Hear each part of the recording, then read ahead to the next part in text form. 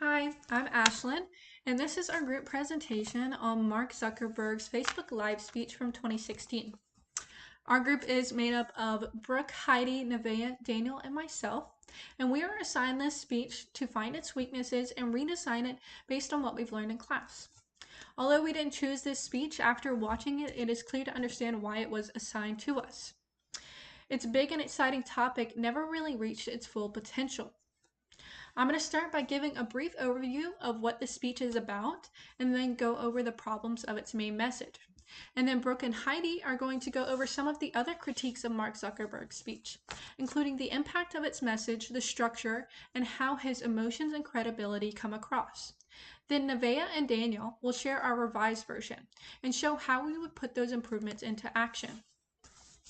In the Facebook Live speech, Mark Zuckerberg talks about Facebook's 10-year plan to connect the world. The audience is made up of developers and tech partners, and he focuses on three main areas: getting more people online, using artificial intelligence to make services smarter, and using augmented and virtual reality so people can share richer experiences. The speech is meant to show how Facebook wants to shape the future. His main message is that Facebook's technology will bring people closer together and make a better future. The problem is he never proves this. He buries the big vision under a long list of product details and demos. Instead of a clear argument about how these tools could actually help people, the middle of his speech feels like a long product showcase. He also avoids talking about any risk or the downsides, so the whole thing feels like a one-sided sales pitch instead of a balanced vision. That's the big picture of the speech and the problems of the main message that we had noticed. Next, Brooke and Heidi will dig into the weaknesses in more detail and show how they affect the overall impact of the speech.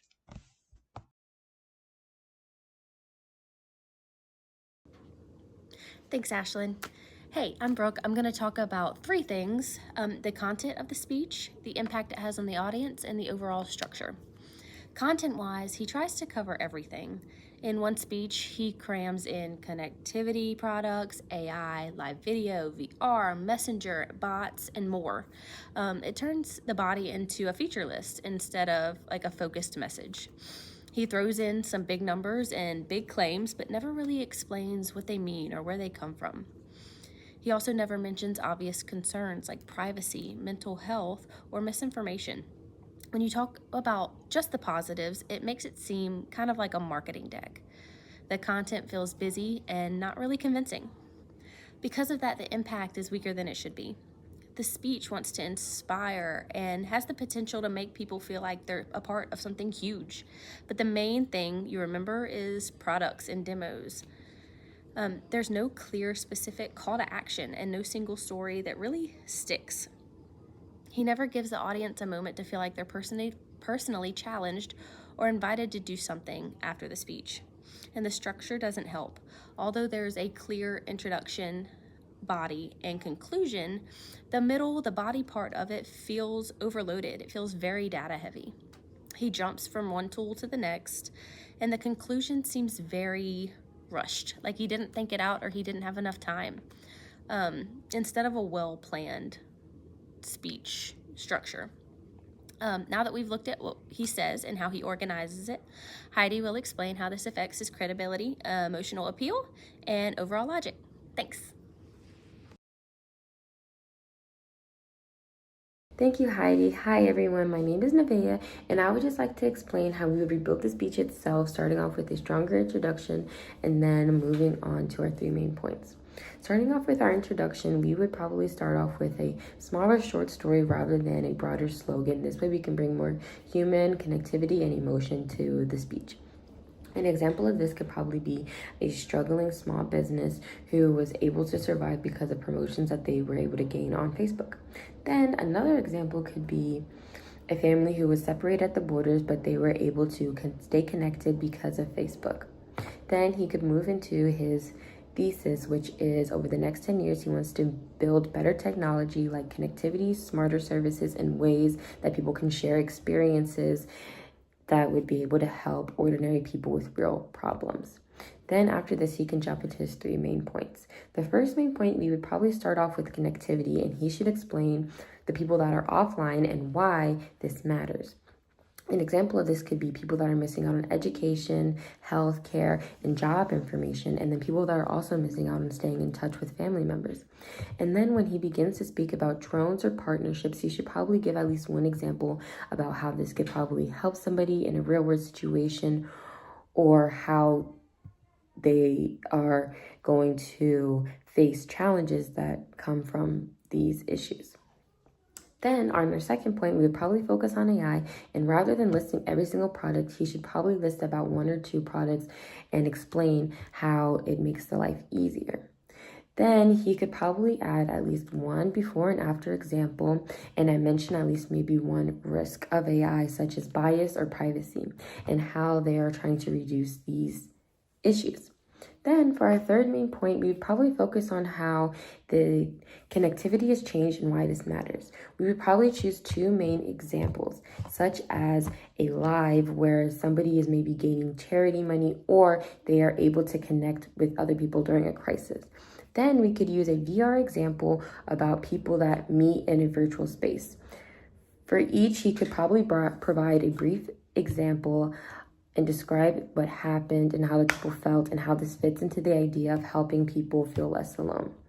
At the end of each main point, he should use at least one clear sentence that links everything back to his thesis then about improving lives, not just releasing new features for people.